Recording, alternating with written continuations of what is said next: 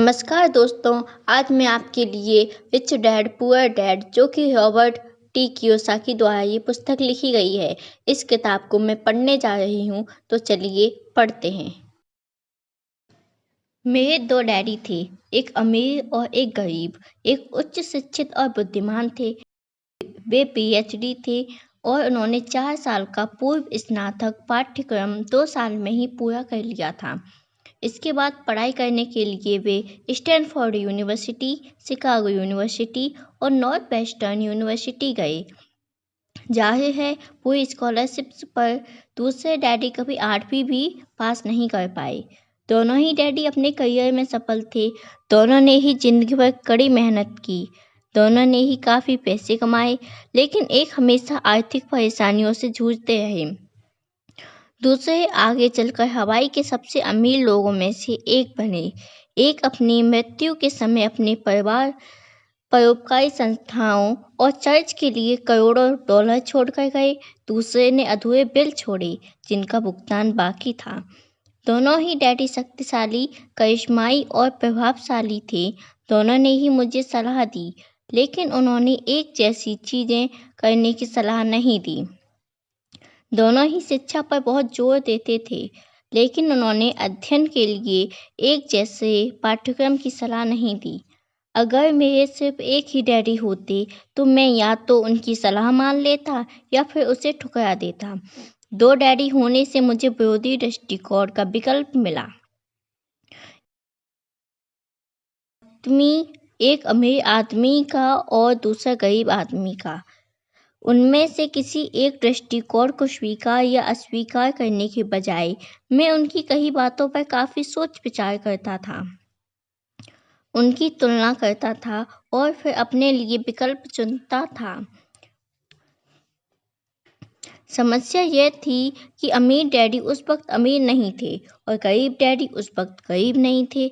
दोनों ही अपना करियर शुरू कर रहे थे और दोनों ही आर्थिक व पारिवारिक क्षेत्रों में संघर्ष कर रहे थे, परंतु पैसे के बारे में उनके दृष्टिकोण बहुत भिन्न थे।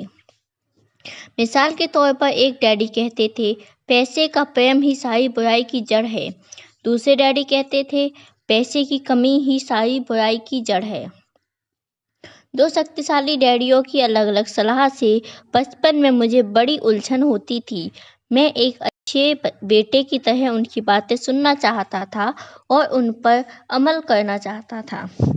दिक्कत यह थी कि दोनों डैडी एक सी बातें नहीं कहते थे। उनके दृष्टिकोण में जमीन आसमान का अंतर था, खास तौर पर पैसे के संबंध में। इससे मैं बहुत चकराता था, लेकिन मेरी जिज्ञासा जाग गई। मैं काफ़ी समय तक सोचता रहता था कि उनमें से किसने क्या कहा और क्यों कहा। अपने खाली समय में अधिकतर मैं इसी बारे में विचार करते हुए खुद से यह सवाल पूछता था, उन्होंने ऐसा क्यों कहा। फिर मैं दूसरे डैडी की कही बातों के बारे में भी यही सवाल पूछता था। इसके बजाय तो यह कहना ज़्यादा सरल होता, हाँ, उनकी बात बिल्कुल सही है, मैं इससे सहमत हूँ, या ये कहकर उनके उस दृष्टिकोण को नकार देना भी आसान होता।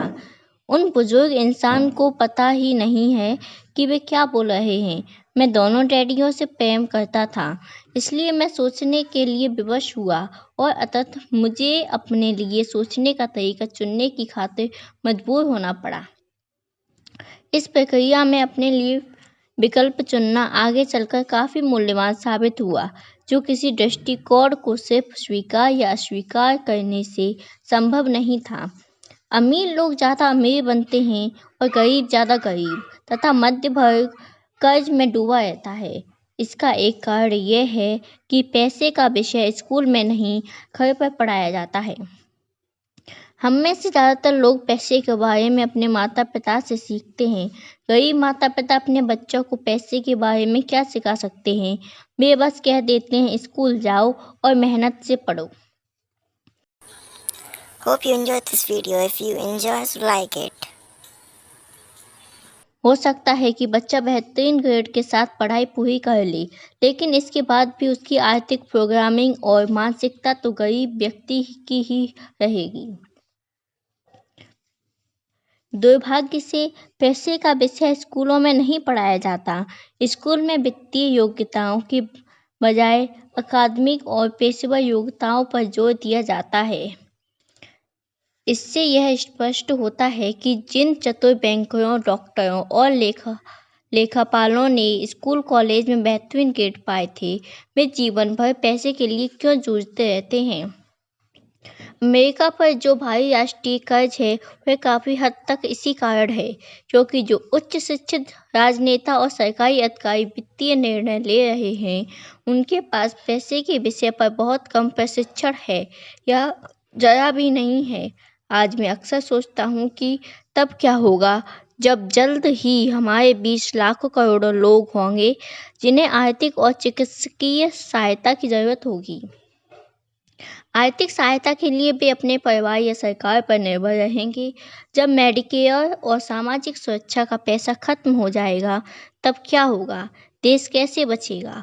अगर पैसे के बारे में बच्चों को सिखाने का काम माता पिताओं के भरोसे छोड़ दिया जाएगा, जिनमें से अधिकतर या तो पहले से ही गरीब हैं या फिर गरीब होने वाले हैं। चूँकि मेरे पास 2 प्रभावशाली डैडी थे, इसलिए मैंने दोनों से ही सीखा। मुझे हर डैडी की सलाह के बारे में सोचना पड़ता था और ऐसा करके मैंने इस बारे में बहुत मूल्यवान ज्ञान हासिल किया कि किसी इंसान के विचार उसके जीवन पर कितना ज़्यादा असर डाल सकते हैं। मिसाल के तौर पर एक डैडी में यह कहने की आदत थी, मैं इसे नहीं खरीद सकता। दूसरे डैडी ने इन शब्दों को प्रतिबंधित कर दिया था। वे जोर देते थे कि मैं इसी बात को इस तरह पूछूं, मैं इसे कैसे खरीद सकता हूँ। एक वाक्य कथन है और दूसरा प्रश्न है। एक में बात खत्म हो जाती है और दूसरे में आप सोचने के लिए मजबूर होते हैं। मेरे जल्द ही अमीर बनने वाले डैडी समझाते थे कि मैं इसे नहीं खरीद सकता कहने से आपका दिमाग किस तरह काम करना छोड़ देता है। दूसरी ओर, मैं इसे कैसे खरीद सकता हूँ, ये सवाल पूछने से आपका दिमाग सक्रिय हो जाता है। उनका यह मतलब नहीं था कि आपका जिस भी चीज़ पर दिल आ जाए आप उसे खरीद लें। उन्हें अपने दिमाग की कसरत कराने का जुनून था, जिसे वे संसार का सबसे शक्तिशाली कंप्यूटर मानते थे। वे कहते थे, मेरे दिमाग की शक्ति हर दिन बढ़ती है क्योंकि मैं इसका व्यायाम कराता हूँ। ये जितना ज़्यादा शक्तिशाली बनता है, मैं उतने ही ज़्यादा पैसे बनाता हूँ। वे मानते थे कि वह स्वचालित ढंग से मैं इसे नहीं खरीद सकता कहना मानसिक आलस्य की निशानी है। हालांकि दोनों ही डैडी कड़ी मेहनत करते थे, लेकिन मैंने गौर किया कि आर्थिक मसलों पर एक में अपने दिमाग को सुलाए रखने की आदत थी और दूसरे में अपने दिमाग का व्यायाम कराने की आदत थी। का दीर्घकालीन नतीजा यह निकला कि एक डैडी आर्थिक दृष्टि से ज़्यादा शक्तिशाली बनने चले गए और दूसरे ज़्यादा कमज़ोर होते गए। इसे इस तरह समझें, एक आदमी नियमित रूप से जिम में व्यायाम करने जाता है और दूसरा सोफे पर बैठकर टीवी देखता रहता है। इसका क्या परिणाम होगा? जिस तरह सही शारीरिक व्यायाम स्वास्थ्य के आपके अवसरों को बढ़ा देता है, उसी तरह सही मानसिक व्यायाम दौलत के आपके अवसरों को बढ़ा देता है। मेरे दोनों डैडियों के विरोधी नज़रिए थे और इससे उनके सोचने के तरीके पर असर पड़ता था। एक डैडी सोचते थे कि अमीरों ने ज़्यादा टैक्स देना चाहिए ताकि गरीबों को फ़ायदा मिल सके।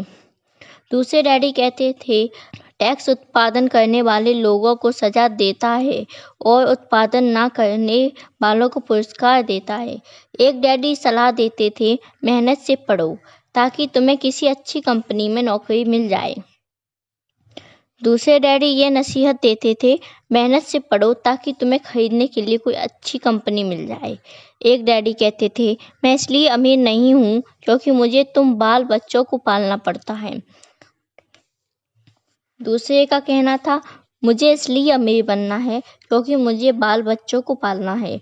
एक डैडी डिनर टेबल पर पैसे और कारोबार संबंधी बातें करने के लिए हमेशा प्रोत्साहित करते थे, जबकि दूसरे डैडी ने भोजन करते समय पैसे संबंधी बातचीत पर प्रतिबंध लगा रखा था। एक कहते थे जहाँ पैसे का मामला हो वहाँ सुरक्षित